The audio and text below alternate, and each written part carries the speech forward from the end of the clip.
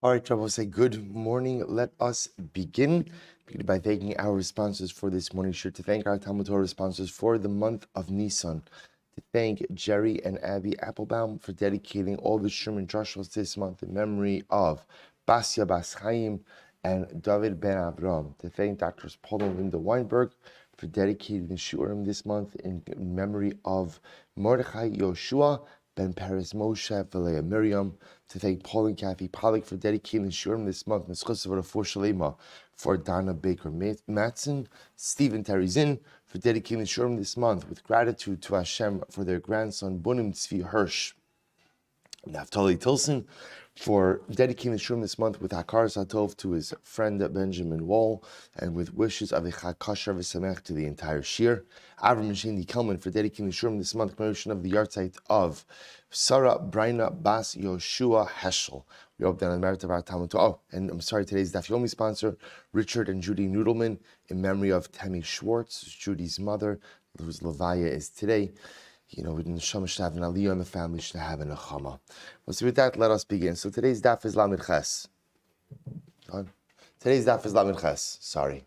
Today's daf is Lamed Ches. We are picking up, we have a lot to do today. So we are picking up Emir Hashem on Lamed Zayin Amid Beis, and we left off right before the lines get wide. Tana Rabbi Eliezer ben Yaakov Omer. So it is 4 lines before the lines get wide on the daf. So Tana Rabbi Eliezer ben Yaakov Omer. Lo yisa adam ishto v'daito legarsha. A person should not go ahead and marry a woman with the intention of divorcing her. In other words, that when a person goes ahead and commits to a marriage, he should remain committed to that particular relationship. Shnei Emar, because the pasuk says, "Al tachrosh are'echa ra'ah v'hu yoshev levetach itach." The pasuk says actually quite a beautiful pasuk in Mishlei. Literally, again, do not go ahead and come up. Tachrosh literally means like plow, but do not create, right? Do not plow, do not plan negative things against your friend, and he sits securely with you. So the idea is, again, in this particular context, if you marry someone, and again, that marriage comes with the promise of continuity, that marriage comes with the promise of security, do not go ahead and undermine that security, ultimately by proactively planning to divorce that individual. Okay, incredible Gemara. So we'll say, so now we come to a number of very interesting cases here, where halacha l'maisa, we'll say in general, by the way, it's a beautiful yisod, because what it also speaks about is the nature of trust in relationships. If a person puts their trust in you for a relationship, don't betray that trust. Don't betray that trust.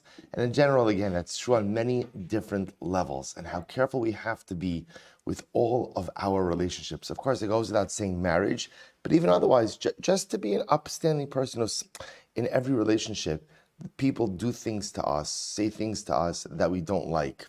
And it's so easy to just react to that. But recognizing that when you're in a relationship, again, whichever relationship it might be, the most important thing that a person can bring to a relationship is a sense of continuity and security. See, even when the other party in the relationship does something you don't like, you don't have to respond in kind. An incredible yisod. So the Gemara goes weiter. Safek v'yavam. So we'll say a number of very interesting cases here. So remember again, we're operating in the general, the same cases that we've been dealing with up until this point in time, which is Ruven and Shimon brothers. Ruven passes away, leaves behind the wife Rachel. Shimon does yibum. Turns out that Rachel is pregnant. Now the case we're focusing on, that Rachel gives birth to a viable baby. What's the shaila here? Is this a 7th-month baby for Ruven or a 9-month baby for Shimon? Sorry, it's just the opposite, right? Is this a 9-month baby for Ruven, the deceased brother, or a 7th-month baby now for Shimon the Yavam? So again, obviously that's a question we're not going to figure out. So the Mishnah tells us, ultimately, again, Shimon and Rachel have to split, right? Because again, it's a Safek Yibum, Safek Eshes Ach. They have to bring an Asham Talui, but the child is 100% kosher. Remember again, like we saw in yesterday's daf, can even become the Kohen Gadol. Now we're going to deal with some very interesting cases over here about Yerusha and about how to deal with Yerusha. So we'll say, now watch this. Safek v'yavam. So I'll say the Safek, who we're referring to in this case, is the child born to Shimon and Rachel. We're going to call him, his name is Safek, right? Why is his name Safek? We're not sure. Again, is he Ruvain's son or is he Shimon's son? Again, he's good to go either way. But Lamaise, he's a Safek. So Safek v'yavim shava lachlok b'nichsei misna. So let's imagine the following case: Safek, and Shimon, surviving brother, come to divide up the estate of Ruvain. So what happens? Safek Amar Ana Bar Misnahi, who, so first white line, the Safek says, I'm the son of Ruvain, so the estate is mine. V'nichsei didehu. The Yavam Amar, Shimon says, At beroi didi at, v'les lecha v'lo midi b'nichsei. So what does Shimon say? Shimon says, you're my son. Because you're my son, what rights do you have in Ruvain's property? And the answer is, none at all. So the Yavam, Shimon is claiming the estate is totally mine. Safek is claiming the estate is totally mine. I'm the son of Ruvain. So what's the halacha? We'll say,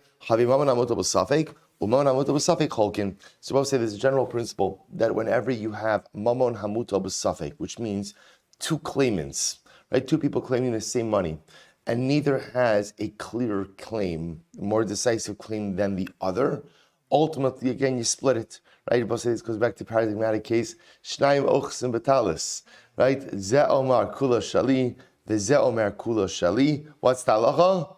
Yachloku.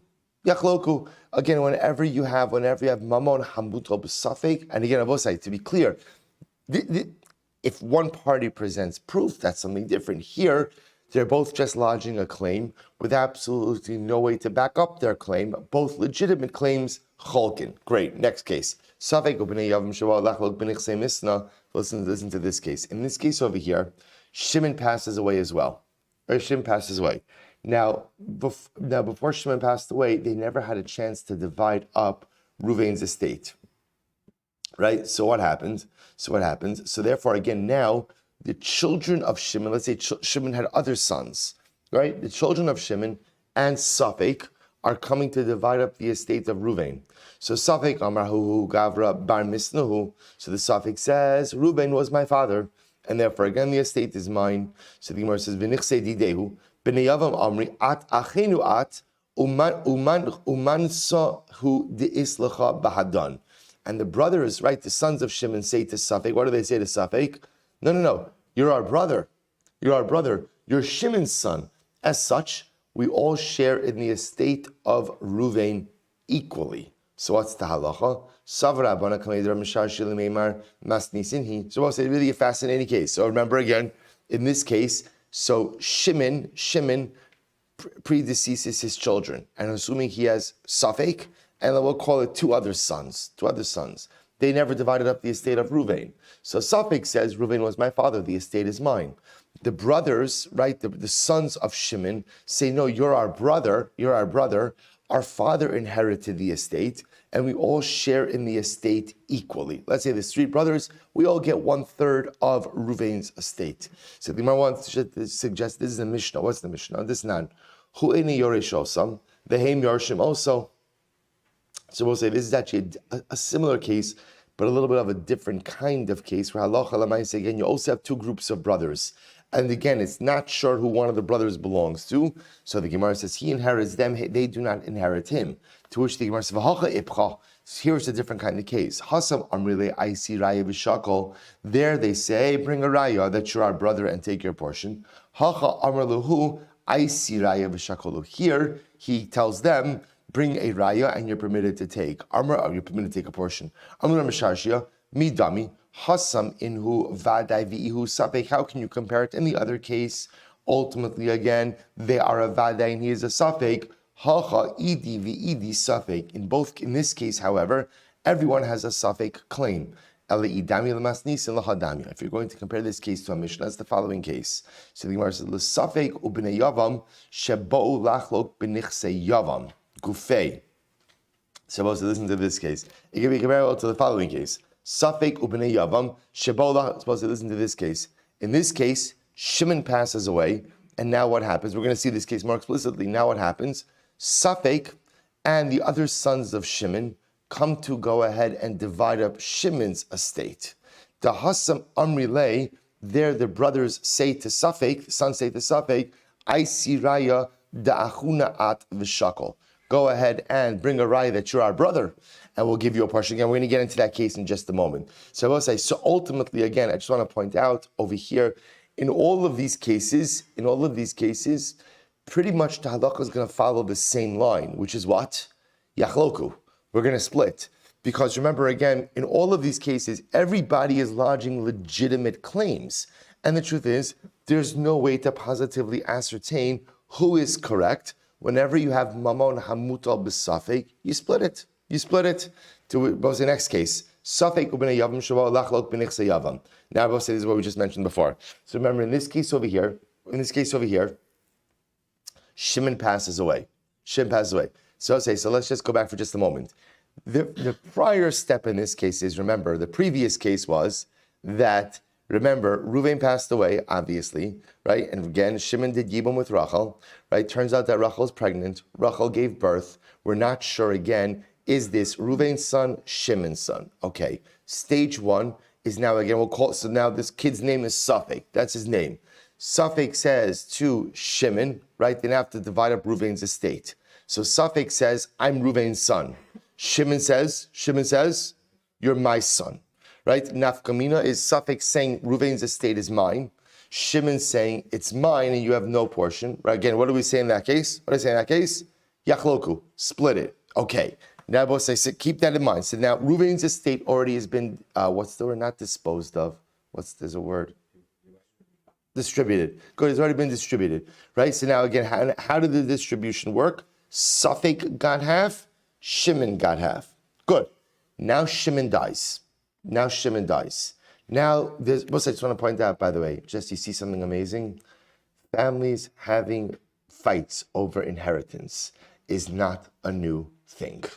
It's existed for a very long time. Right? So ultimately now what happens? Shimon passes away. Oh, so now watch this. Remember again, there are two parties now involved in Shimon's estate. Who are the two parties? There's Safek, and now Shimon also has what? We'll call Shimon has two other sons. So that's this case. Safek ubnei Yavam sheba'u lachlok b'nichse Yavam. So Safek and the other sons of Shimon come to divide up Shimon's estate. So what happens? Listen to this. Lebasar depalog Yavam b'nichse misna. And again, as I mentioned before, this is already after Shimon and Safek divided up Ruven's estate, right? They already walked away, each of them walked away with half of that estate. Watch this. B'nei Yavam amri aisiraya da'achunaat v'shakol. So listen to this. So the brothers, the sons of Shimon, what do they say to Safek? You don't have a portion in our father's estate. You're not our brother. You're Ruven's kid. And if you tell me that you're our brother, bring a raya, bring a proof. Otherwise, what right do you have to Shimon's estate?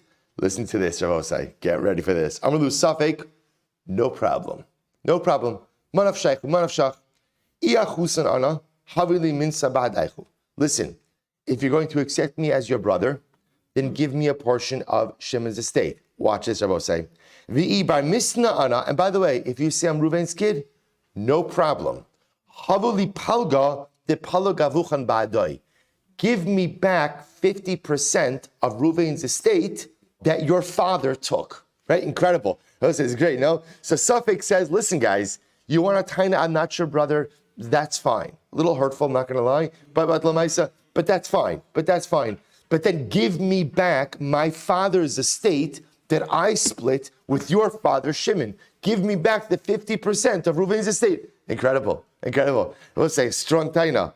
So I'll say, now this opens up a very interesting discussion, which is, remember, Ruven's estate has already been, there's a name for it. No, when you execute, when you distribute it, isn't there a legal term for this? I don't know. Okay, maybe not.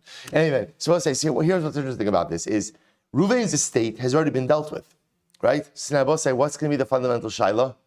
Can you reopen that distribution? Can you go back and reopen that? So both say this is machlokes. Rabbi Abba Amarav Kamdina. Rabbi Abba says no. Rabbi Abba says no. Rav go say Kamdina. If you look at Rashi, Kamdina, it's almost right across from Rashi. Achar shenas din benichse ameis ein ze yachal lachzer ula ara alehem umashu shah benichse ayavam amar Israel. I will say at the end of the day, Once the case is adjudicated, it's adjudicated. Kam dina means we don't go back and reopen cases.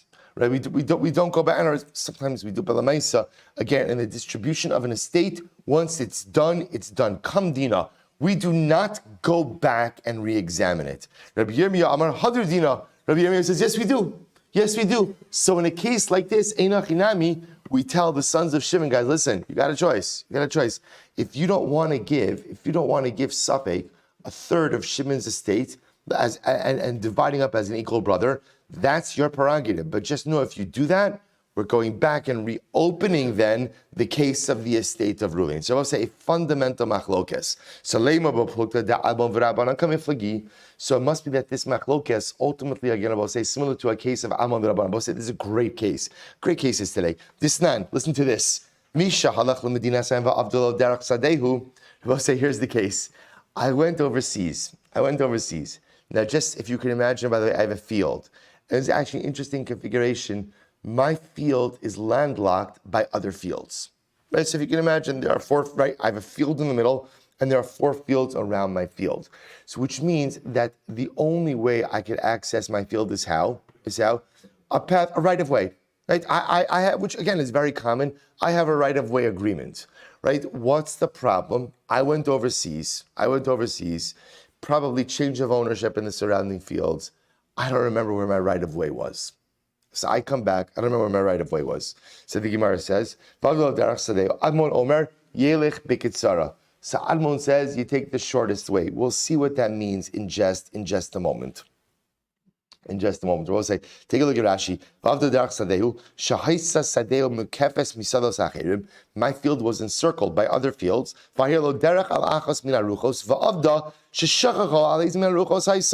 Ultimately, again, I will say, so we're going to see. So Admon says, Derech Kitsara, the people who landlock my field should agree and come up with the ability to give me the shortest path to my field. Again, we'll see that in just a moment. The Chacham say, Yikach lo derech b'mea mana o yifrach ba'avir. Chachamim say, buy a path for 100 mana or find a way to fly. Now let's say, what that means is the Chachamim say is, I'm stuck. I'm at a disadvantage because what do I have to do? I have to purchase a right-of-way. And by the way, how much do I have to pay for that right-of-way? Whatever they ask. So I am at a real disadvantage over here because, again, I don't know where the right-of-way is. No one else knows where the right-of-way is. So the only way for me to get a right-of-way is literally, again, to purchase it. And halacha l'maisa, again, the expression is either pay whatever they're asking or go fly a kite, right? Chazal's way of saying is learn to fly. In other words, go find a way to fly to your field. You don't have to need a right-of-way. So it's incredible. So literally, again, I'm literally stuck because I need a right-of-way, have no real definitive claim on where that right-of-way was, and therefore I have to pay whatever they ask. Rashi says over here, actually not yet. So and we ask, so I'm sorry, Shapir Ka'amar Admon. I said, according to the Rabbanon, isn't Admon saying good? In other words, they're both saying, at the end of the day, see, the Havamina over here is that it's one person who owns all 4 of the surrounding fields, right? So I own the field in the middle, and we'll call him Ruven owns the surrounding fields. So Admon essentially says, listen, we'll call him Ruven. You have to give Silber, the interior guy, you got to give him a right-of-way. Because we'll say, what does everyone agree on? What does everyone agree on? That there was a right-of-way. So we'll say the case over here is not that Ruben says you never had a right-of-way. First of all, it doesn't even make sense. Of course I had a right-of-way. How's my accessing my field? So no one's claiming I didn't have the right-of-way. Just Lamaisa, again, no one knows where it is. So Admon says, we know that everyone knows that I had a right-of-way. I also know that where was that right-of-way? Where was the right-of-way? On one of Ruvain's fields. So Admon says, Ruvain, give me a right-of-way. Again, now what Ruvain has the choice to do, Rabbi is what? What does Ruvain have the choice to do? Decide where the right-of-way is. So that he does have a right to do. So in other words, he may give me what's considered to be a more inconvenient right-of-way, but Lamaisa, he's got to give me a right-of-way. To which the Gemara says, what's the case? Kigon shekifua arba'a b'nei adam me arba ruchos. Oh, it's not one owner of all 4 parcels surrounding the interior one. It's 4 owners. So we'll say, now watch this. This is great. So imagine the scene, right? I come back from my overseas trip, right? I come back, right? I took an extended Pesach vacation. So I go ahead, I come back a couple of months later, right? I don't remember where my right of way is. I go to Rumen. I say, Ruven, you're one of the exterior landowners. I need my right of way. What does Ruven say? Oh, you should talk to Shimon, right? And it wasn't my field, right? I go to Shimon, right? Shimon says, you should talk to Levi, right? Go to Levi. Levi says, you should talk to Yehuda. Yehuda says, you should talk to Ruvain. And I will say, technically speaking, every single guy could push me off to the other, right? Because I don't have a defined claim against any of the particular owners. Here's what I know. I know that I have a right of way on one of these 4 fields. I don't know which field. Every single landowner has the ability to push me off. If that's the case, my time in the Admon, what's Admon's logic? So I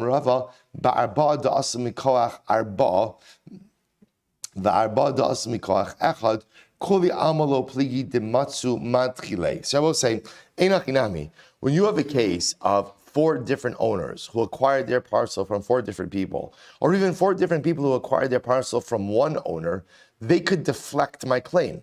They could legitimately deflect my claim. They're saying, we're not arguing that you have a claim, we're just saying your claim is not on our field. Keep also where this machlokes come up, this is very interesting. I will say, interestingly enough, the machlokes case is as follows. Let's say one guy, Ruvain, bought all 4 surrounding parcels from 4 different owners, right? So there were 4 owners of 4 parcels. Ruvain now bought all of them. So there's one owner, all 4 parcels. I come back from my overseas trip and demand a right of way. So watch this. Get ready for this. So Admon Savar Matzi Amrle Mikomakom Darchi Gabech. So Admon holds that Allah Lamaisa, I have a right to say that ultimately what? That Allah Lamaisa, listen, Ruvain, you bought all 4 parcels. I have a right of way on one of your parcels. Give me a right of way. And Admon says, I have a right to demand it, and Ruvain has to comply. He could decide where the right of way is, but he has to comply. But Rabbanan say, Ruvain says to me, listen, buddy, here's the deal. Shatakt. If you keep your mouth closed, you keep your mouth closed. V'lo, but if you're going to be difficult, you know what I'm going to do? I'll dissolve the sale. I'll return the parcel to all 4 owners. And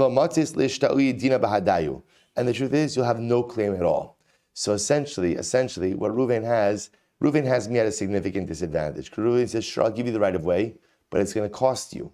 I say to Ruvain, cost me, it's like stealing my wallet and asking me to purchase it back and telling me I'll give you a good deal on it.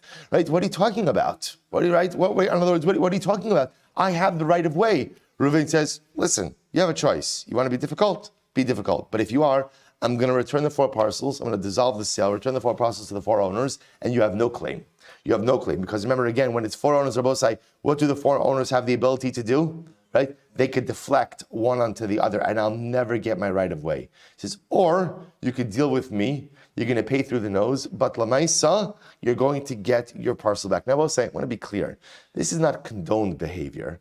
It's just legal behavior, right? So I'll say, so again, sometimes that which is legal and that which is correct are 2 different things. But again, Ruben is exploiting the situation, and Lamaisi is going to charge me for something that legally is already mine. I will say, what's incredible about this is, you can have a legal right, but you have an inability to execute that right. That's what's happening over here. I have a legal right of way. I just don't have the ability to execute it without actually purchasing a right that's already mine from Ruvain. Okay, suppose I see the idea over here is the Gemara says, suppose I say the Gemara, Lema, Rabbi Abba Damar Kirabanan, Rabbi Yirmiyah Damar Ke'almon. So I'll say we're trying to link this case. Ultimately, again, to the previous case, which was Kam Dina or Hadar Dina. Now, remember again, let's go back for just a moment. We were dealing with the following case. Shimon passes away. They want to divide up his estate. So Safek says to the sons of Shimon, we're brothers, let's divide up the estate 3 ways. What do the sons of Shimon say? You're not our brother. We like you, but you're not our brother, at least not for inheritance purposes. The estate is ours. Ruven says, so Suffolk says, what does Suffolk say? No problem. I'm not your brother. Let's just go back to Beis Din and let me go back and then get the rest of my father's estate. Because remember, again, I only got 50% of Ruven's estate. Now that you're saying I'm not your brother, let's reopen that. Let me reclaim the 50% that your father, Shimon, took from me, and we'll call it even. So we'll say that's machlokes now. Do we go back and reopen previously adjudicated cases? Rav says no. Rabbi Yirmiyah says yes. The Gemara wants to suggest Lema, Rabbi Abba Damar Karabanan. So we'll say let's align the two cases. Let's say that Rabbi Abba holds like the Rabbanon, Rabbi Yirmiyah holds like Admon. Rabbi Abba says I could hold even like Admon. How so? Ad kano kamer Admon hasam elamishum da amrle mimanav shach darki chad gabachu. Remember again, I will say the case of the right of way is different because in the case of the right of way, when I return, there is a definitive claim. I will say again, remember the interesting part of the right of way case is what? No one's arguing on what? That I have one, right? No one's arguing that I have. It's not like anyone's saying, no, you never had a right of way. They're agreeing I have a right of way. Everyone's just deflecting my claim. But I will say ultimately, again, in this case, it's this case that halacha l'maisa is a little bit different. In other words, in this case, Suffolk's claim is really unclear. Remember, again, all of these cases, we don't call them Suffolk for no reason, right? In other words, that l'maisa, all of these cases are unclear. It's not a definitive claim. Rabbi Yirmiyah will say, I hold even called Rabbanon. How so? Ad kanol kamer Rabbanon hasam ela mishum do amar le'i shatak shatakt. Because we're about to say in this case, remember again, the landowner, Ruven, right, who owns the now all four parcels, says to me, listen, either keep your mouth closed, or if you don't, I'll dissolve the sale, return the parcels to the four owners, and you'll have no claim over anything. And again, I really have no legal recourse against that. Right? There's no legal recourse. So ultimately I will say, but in this case, halacha l'maisa, you can't necessarily say that. Say I will say, what we point, just the Gemara is pointing out, is the two cases are not comparable. So I just want to point out first of all, in this particular case, how do we paskin? So we'll say in the four parcel case, everything is going to depend as to who we're talking about. In other words, are we talking about four owners? Are we talking about one owner? We're not going to descend into the halacha l'maisa of that case, but it is a fascinating one because it represents a case where someone could have a legal entitlement, but yet is unable to execute that legal entitlement without potentially buying that which they already own, which is fascinating. And by the way, it's totally legal. It's a totally legal setup. Again, a shtickle extortion, right? It's definitely a little bit of extortion over here, but lamaisa, I don't know if you could say legal extortion because I think that's an oxymoron, right? But lamaisa, sometimes legally you do have the ability to take advantage of people. Certainly not the moral thing to do, but lamaisa, the legal thing to do. I will say, but what I do want to point out is, how do we paskin in that case of Rava versus Rabbi Yirmiyah? I will say, do we reopen cases once they've been settled in Beis Din or not? So I'll say, what I do want to point out is, this also depends sometimes on what kind of case. Like, for example, in capital cases, right? In capital cases, Saloch L'maisa, if a Beis Din found someone liable to a death penalty, and they're taking him out to execute him, and witnesses run up and they say, no, we have proof as to his innocence, we'll go back and reopen that. Conversely, by the way, if Beis Din of my father's estate, so what happens in that case? I will say, the Rambam Paskin is like Rav, Kamdina.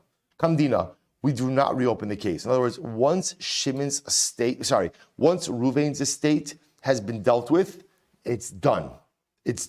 And any further disputes between Safek and sons of Shimon are kind of looked at their own lens. Now I will say, the resolution to all of these cases is going to be how? Is going to be now. Again, remember, this case of this is going to be Mammon Amotel B'Safek. We're going to be Cholek. We're going to split. But Lamaisa, the way we paskin is, once the estate has been settled, we do not go ahead and reopen it. So I will say, it's also an incredible metaphor for life. How sometimes in life, once something is done, you have to learn to move on. You have to learn to move on. You can't reopen. Sometimes it's human nature to kind of consistently look back and reopen things. Now, is it good to kind of be a retrospective type of person and look back in life to contemplate the things that have occurred? And the answer, of course, is yes. But lamaisa, at a certain point in time, you have to move on. You have to move on. This is true when we look at our own failures. Sometimes people become so obsessed with their failures and their wrong turns in life that it's all they can focus on. And when your past is the only thing you could focus on, then what?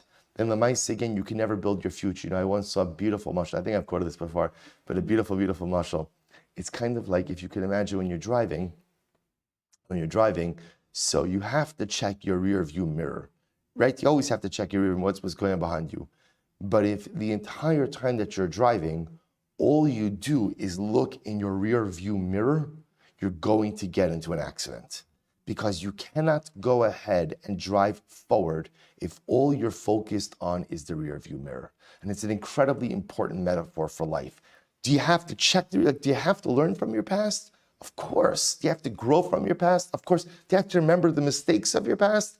100%. Because like I said, that's how I grow. But I can't become stuck in my past, right? And I can't constantly reopen the past, and I can't constantly agonize over the past. We paskin, both in halacha and hashkafa, come dina. Once the case is settled, it's done, and time to move on. Incredible. So let's go back there. More cases. Safek v'yavam sheba lachlok b'nechsei saba. This is great, by the way. We'll say this is a family that argues a lot over money. I just want to point that out. So now listen to this case. So now this is Safek, and Shimon. Now remember again, I both say, what's the relation between Safek and Shimon? What's their relationship?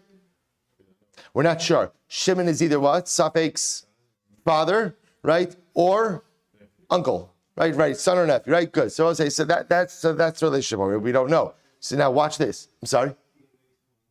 Right, so it'd be always interesting to see today. We could probably resolve these things relatively quickly. But Lamais again, the Gemara, they couldn't, of course. So we'll say, now listen to this. So now what happens? In this case, the Zayda passes away. We'll call him Yaakov, right? So now Yaakov passes away. So remember again, Yaakov was Ruven and Shimon's father. So now Yaakov passes away. Watch this. So now, what happens? Safek Amar Hai Gavra Bar Misnuhu Upalga Didihu. So now watch this. Safek, what's Safek? What does Safek claim? Safek claims, I'm Ruvain's son. As Ruvain's son, right? Yaakov had two sons, Ruven and Shimon. As Ruvain's son, I'm entitled to what? 50%, right? My father's portion of Yaakov's estate. So Yava and Shimon says, At Barai Didiat, Veles Midi. Ultimately, again, Shimon says, you're not Ruvain's son, you're my son.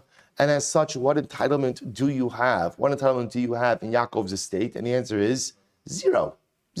So we'll say, what's the halacha? So now this is an interesting case. Yavam Vadai, so have a Yavam Vadai, Safek.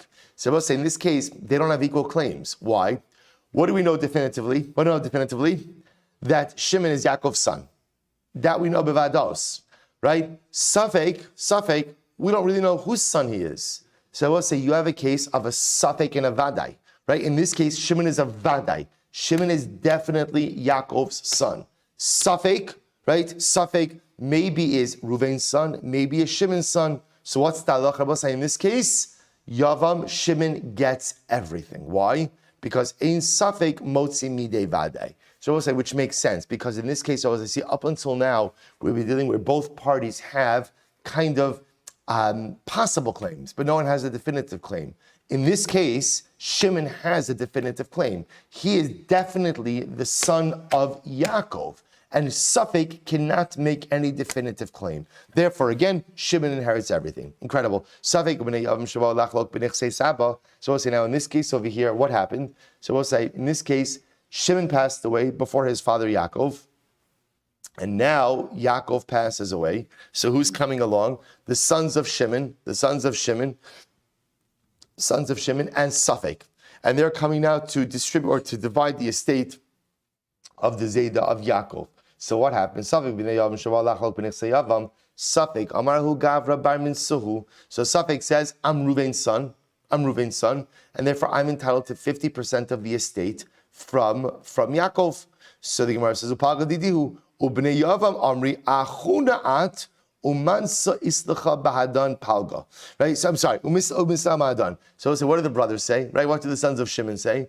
The sons of Shimon say, no, you're our brother. It's incredible, we'll say, right? How suddenly the achdus comes out, right? You're our brother, right? You're our brother. Now we'll say, why? Because remember, if he's not their brother, right? If he's not their, if Safek is Reuven's son, that means Safek gets 50%, and there's only 50% left for the two sons of Shimon to divide. Versus Lamaise, if what? If they're all three brothers, all three of them get a third. All three of them get a third. So suddenly again, the sons of Shimon say to Safek, no, you're our brother. We've always been so close, right? We love you, our brother, and let's all inherit together. So now watch this. How do we deal with this? This is fascinating. Palgud to kamodilahu shakli. So ultimately, again, I will say, so listen to this. So since from Safek's claim, from Safek's perspective, Safek is moda that 50% of Yaakov's estate goes to Shimon's sons. Right, he's moda on that because he's claiming that he's Reuven's sons. Right, as Reuven's son, he gets 50% of Yaakov's estate. Shimon's sons should get 50%. So on the 50% that he's moda, that goes to the sons of Shimon. Right, they go to Shakli. I'm sorry. I'm sorry. Good. Bahadon palga de kamodilahu shakli tilsa de kamodile shakil. So now listen to this. So Safek is moda that 50% of the estate goes to the sons of Shimon. They take that portion. The sons of Shimon are moda that what? 1/3 of the estate goes to Safek. He takes that. So how much is left? Pashlu danga. Ultimately, there's 1/6 of the estate, therefore, that's unaccounted for. Have mamon hamotal b'safek v'cholkin. So we'll say that remaining 1/6, ultimately, again, is considered to be mamon hamotal b'safek, which means mamon that doesn't have a clear owner. No one has a clear, legitimate claim to it. And what do we do with that? We split it. So we'll say this case is interesting. Why is this case interesting? Because in this case, each side is being moda that the other side is entitled to something. So because of that, what we do is, okay, if you admit that the other side is entitled, each side gets what the other side agrees to, and the rest, they go ahead and they split. Incredible. Last case, Safek v'yavam b'nichsei Safek, o saba v'safek b'nichsei yavam. Listen to this case, I will say. In this case over here, Saba v'yavam, this is wild. So I'll say, in this case over here, Safek passed away. Who's coming to divide up Safek's estate? The grandfather, right? The grandfather Yaakov and Shimon. Now I both say they have, or for that matter, Saba v'Safek v'nichsayavam. Or I will say for that matter, the grandfather Yaakov and the Safek, right? The Safek are coming to divide up in the estate of Shimon. Now I will say in this case, remember, in the first case of this, remember again, you have Saba v'Yavam b'nichsei Safek. So I will say in this case over here, Yaakov would claim that what? That Lamaisa, Safek was the son of Ruven. Ruven has no other inheritors. Who does it go to? It goes to the father, right? Shimon would be claiming that ultimately Safek was my son, and therefore the inheritance comes to me. In the second case, Saba v'Safek b'nichsei Yavam, ultimately grandfather would claim that Safek was the son of Ruven, and ultimately again, and Safek would claim that he's the son of Shimon, he should inherit. So I'll say each one is claiming the full inheritance. So the Gemara says, Safek v'cholkin. So I'll say, as you begin to see, most of these cases, everyone's coming with this a claim of similar strength, right? They're both coming with quote unquote legitimate claims. What do we do when two parties both come with legitimate claims to the same pot of money? What do? Cholkin, we split it. And I will say, what I do want to point out is there are some times where people come with competing claims and you can't determine the veracity of either side. We also have a concept of shetei munach ad shetavo Eliyahu Hanavi. We have a concept of kind of putting money in Beis Din escrow until Eliyahu Hanavi comes, which is another way of saying until we can figure out what to do with it. I'll just point out that is another potential, resolution mechanism of resolution mechanism. Here, what I will point out is we're saying everybody has a legitimate claim. There's no way for us to determine who is correct. Cholkin. The exception to that, Rabbi say, is going to be the case where each side is modeh, that the other side is entitled to something. In that case, halacha l'maisa, everyone gets what the other side agrees they're entitled to. Incredible. Let's say, what a great case. Great cases. Mishnah. Shomeres Yavim shenaflu nechasim. Rabbi say, very interesting case. So watch this. You have a Shomeres Yavim. So Rabbi say, same situation, right? Rumen and Shimon, two brothers. Ruven passes away, leaves behind a widow, Rachel. Let's say while Rachel is waiting for Shimon, no, she's not pregnant, there's nothing, right? Just a straight, good old Yibum, right? So I'll say now, in this case over here, she's waiting for Shimon to do Yibum or Chalitza. And what happened? Naflu nechasim, she inherits property or she acquires property. Right now, naflula, Rashi says, me'aviha. Now, naflula usually is a lashon of Yerusha. Usually it's a lashon ultimately of inheritance. So in this case over here, let's say her father passes away, she inherits property. So we'll say, now what's going to be the shaila? So who has rights over this property? So listen to this. Modim Beisham Beisel Shemacheres Onosenes. Beisham Beisel both agree she is the sole owner of that property, even though I both say, again, remember what's driving this? How do we paskin? Yesh Zeka. Right? There's a Zeka. So there is some type of marital bond that exists between her and Shimon. Nevertheless, when she's waiting for Yibum, any property she acquires is hers and hers alone. Vaharaya, she could buy, she could sell, she could do whatever she wants. Meisa, ma'yaseh beksuvasa, u'v'nechasim ha'nichnasim v'yotzim ima. Now here's what's interesting. What happens if she passes away? So I'll say, so now what it's asking over here is, what happens if she passes away while waiting for Yibum? Right, so now again, nothing happens. She's a Shomeres Yavim. There's a Zeka to Shimon. She passes away. What's the Shaila when she passes away? What's the Shaila? Who inherits her? So the Gemara says, listen to this. Now we'll say, now there are two things. When she passes away, when Rachel passes away, there are two buckets of money. Number one is her ksuva, right? And number two is property she brought into the marriage. Now, I will say, we're not getting into this now, Rashi gets into this, but there are two different types of property that she brings into the marriage. There's nichsei melug, nichsei tzon barzel. So I will say, again, without getting into the distinction between them is immaterial for us right now. The point over here is, halacha l'maisa, what happens to her property? So says the Gemara, Beis Shammai omrim yachloku yarshei abalim yarshei av. Beis Shammai says, we split. Rashi says, the inheritors of the husband go ahead and split it with the inheritors of a father. Now we'll say, now what that means is like this. Look at Rashi. The suffix nesuahi, v'zacha hayavam bechatzi yerusha. So misafik shabal yorish es ishto, v'zusha suffix nesuahi etzlo, v'chi b'palga, zachi b'palga. Aval ksuva samod be'shamed b'cheskas habalhi v'lo palgi ba'yar she'av v'taima dekula masnisim farshwar. So let's listen to this. So Beis Shammai says as follows. Beis Shammai says essentially she's bound to two different parties. She's bound to the Yavam. In some way, and she's also bound to her family. So therefore, what does Beis Shammai say? We split, or I should say, Yar she'habal means the Yavam, right? And ultimately, again, Yar she'ha'av means her family. So we go ahead and we split up her possessions between her family and the Yavam's family. Beis Hillel says, Nechasim b'cheskasa. Beis Hillel says, no. What we do is we keep property in the chazaka it was in. Meaning what? So the Gemara says, Ksuva b'cheskas yar she'abal. So we'll say in general, who does a ksuva rest with? Right? Liability for a ksuva and the property to secure a ksuva rests with her husband's family, right? And ultimately, nichasim hanichnasim v'yotzin ima becheskes yarshei ha'av, versus her property stays with her family. So essentially, what Beis Hillel says is keep everything with whoever has the chazaka on it. So ksuva is paid from husband's property. Therefore, again, ksuva should stay with the husband's family, right? Her property that she brought into the marriage should stay with her family. To which the Gemara says, kinsa. Once yibum happens, harihi ki ishto lechol davar. Ultimately, again, they're like a regular married couple. Ubilvad should take ksuva al nichse baila harishon. So I will say this is actually quite fascinating. Halacha l'maisa. What we say is like this: once Shimon and Rachel do yibum, they have a regular marriage.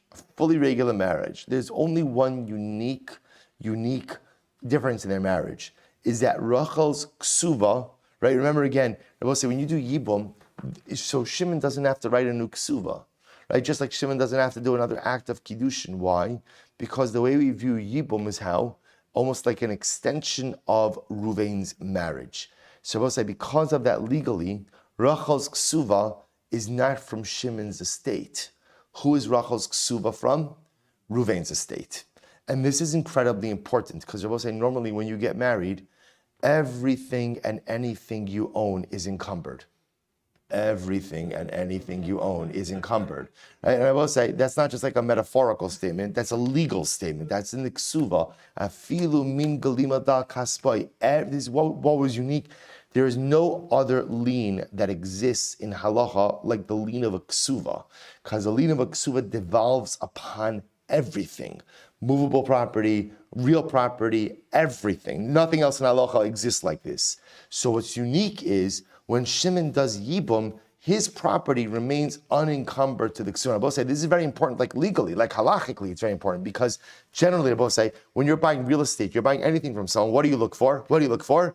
Liens and encumbrances. So generally, by the way, when you buy property from a married man, just understand there is a lien against that. There's a ksuva lien against that. The beautiful part, Shimon's property is totally unencumbered because Rachel's ksuva is against Ruvain's estate, not his. Beautiful. To which the Gemara says, Maishna reisha de lo pligi, or Maishna sefer de pligi. Both say, why is it in the first case where Rachel, when she's waiting for Yibum, and let's say her father passes away and she inherits, no one disagrees that halakha she can do whatever she wants with the property. Yet, in the case ultimately where she passes away, suddenly there's a machlokes how to dispose of her property, right? Why is there no machlokes in the Reisha? Amar Ula, Reisha denafla kishi arusa, Seifa denafla kishi nesua. So Ula says something very interesting. Ula says the first case in the Mishnah was where ultimately again she was widowed from Erisin.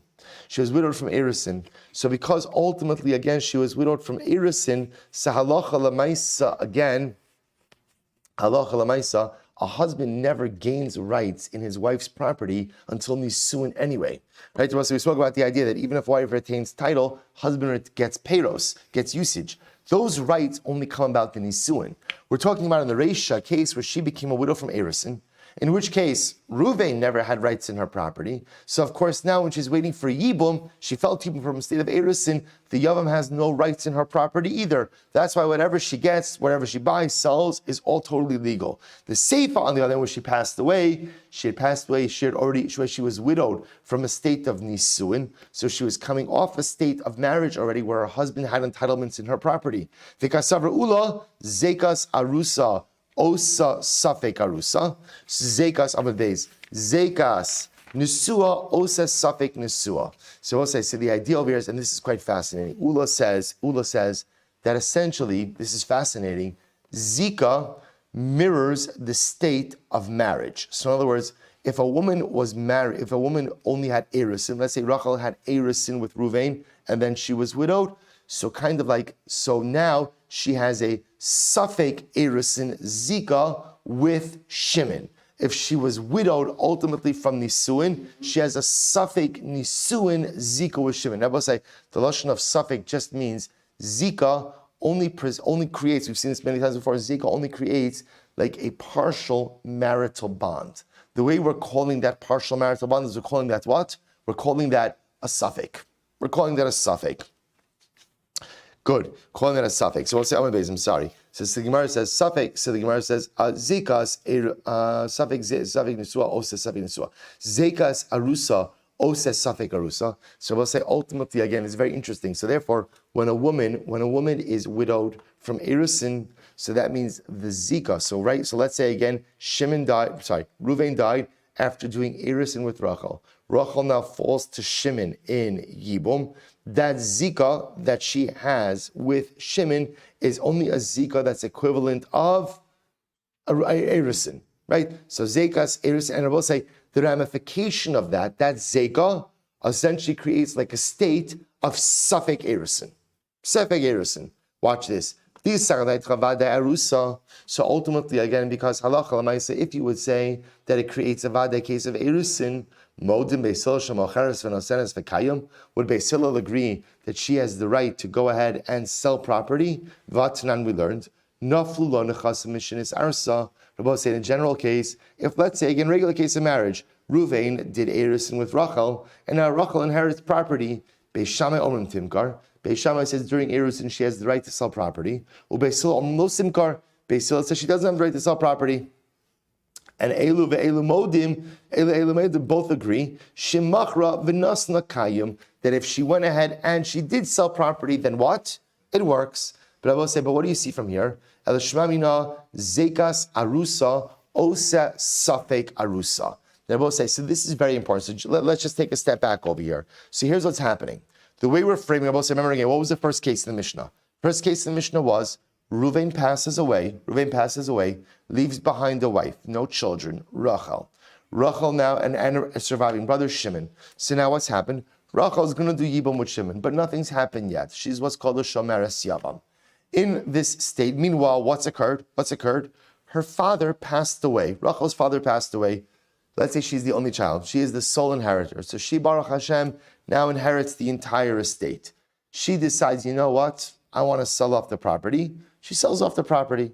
Okay? The Mishnah says, fine. Beis Shammai, Beis Hillel agree. What she did is no problem. No problem.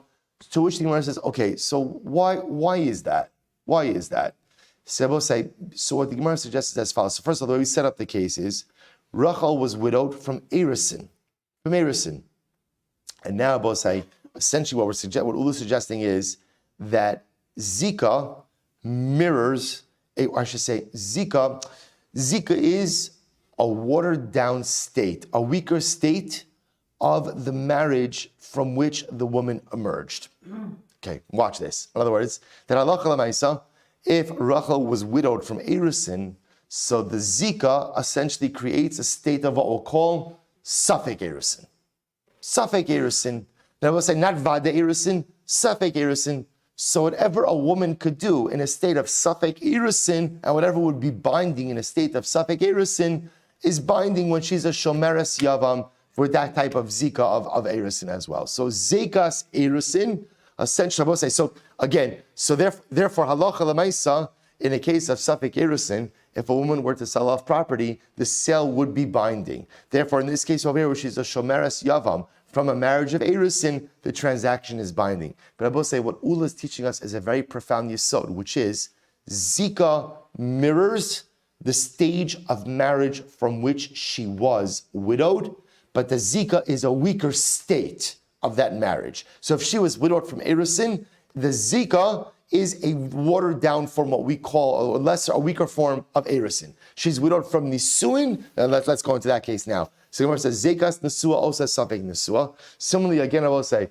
if she's widowed from Nisuin, ultimately, again, therefore, when she's a Shomeres Yavam, that Zeka is like a Zeka of a Safek Nisuin. How do we know this? Because ultimately, I will say, if you held that a woman who came out of a Nisuin marriage and now is in a state of Zika, if you say that Zika creates Vaday Nisuin, Beis Shammai would Beis Shammai say that in the case where she dies, the inheritors of her husband and her family should split the estate? V'atanan, we learned, if a woman inherits property after she got married, everyone agrees, shemachra v'nasna, that if she sold the property, shabal motzi miyad l'kuchos. See, Rabbi saying, during marriage, a husband has peiros, has usage rights over property. And therefore, if a wife unilaterally sells property during the marriage, a husband has a right to what? Come back and extract it and take it back. So both say, the fact that the Mishnah says that in the case where she passes away, right? Again, she was widowed from Nisuin, she's now waiting for Yibum, now she passes away. What does Beis Shammai say? Beis Shammai says, split the estate. The fact that they're saying split the estate tells us that what? That ultimately it's Safek Nisuin. Because if it was Vaday Nisuin, Beis Shammai would say there's a sole inheritor. Who's a sole inheritor? The husband's family. Rather, what do you see from here? that the zika of nisuin creates ultimately again a state of safek nisuin. So I will say a really important yisod that Ula is conveying to us. Number one, zika mirrors the actual state from which zika is a lesser form of the state. Zika is a lesser form, a weaker form of the stage of marriage from which she was widowed.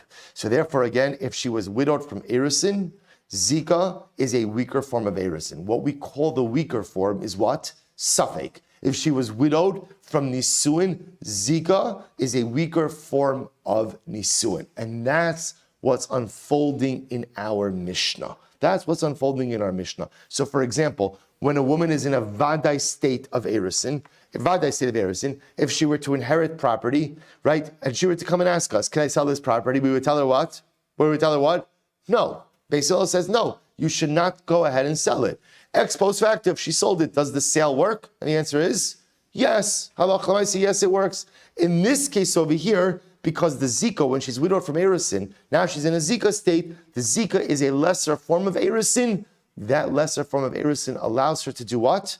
Proactively sell property as she wants. Good, incredible. So we'll say, Amalei Rabba.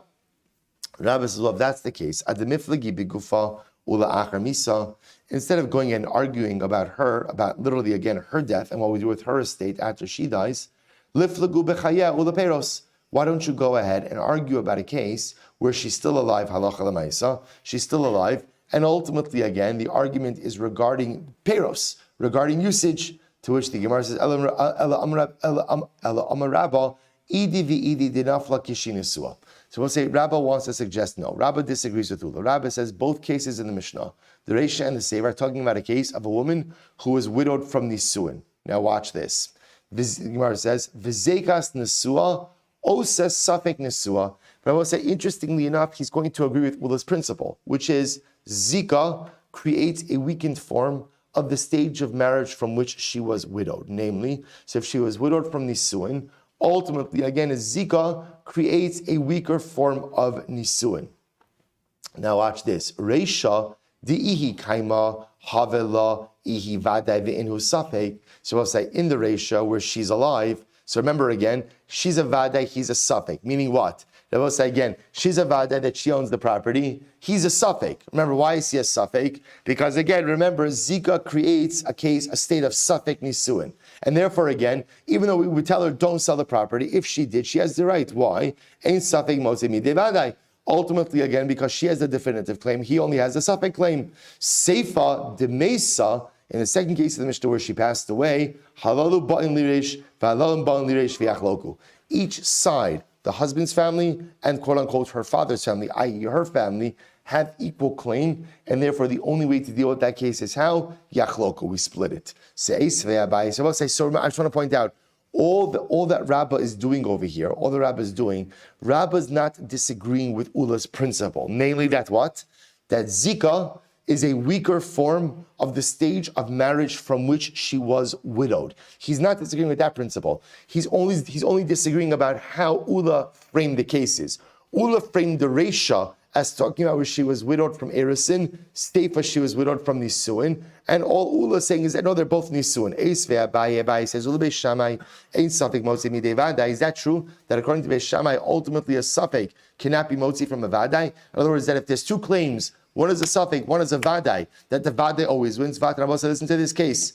Nafal abayis alav al aviv, alav va'al morishav, v'hayu alav ksuvas isha ubalchov. Rabbi said, listen to this fascinating case. Let's say a house fell. Rabbi said, you know what, actually, we're going to stop over here for today. We'll pick, oh my gosh, a lot to do tomorrow. Okay, we're going to start in Mir Hashem again tomorrow, 5:45. Tomorrow we're going to catch up. It's going to be a catch-up day tomorrow before Yom Tiv. And Mir Hashem, both said we'll get to this next case. But again, just understand now we're gonna transition into the case of Safek Motzi Midei Vadai. That ultimately, again, can a Safek claim go ahead and override a Vadai claim? Fascinating again for Yibum, or for this case, Shomer Yavam. Also fascinating in general in these legal cases. Pick up here tomorrow. Shkach, both say. Have a good day, everyone. Good morning, Reb Jerry. Good morning, Dr. Grant. Have a great day. Jerry made my day. Rabbi, Jared, move to the side for a second. Move to the side. I just want to see. Mamish. Okay. At least I could see Yerushalayim. Thank you. Thank you. Good morning.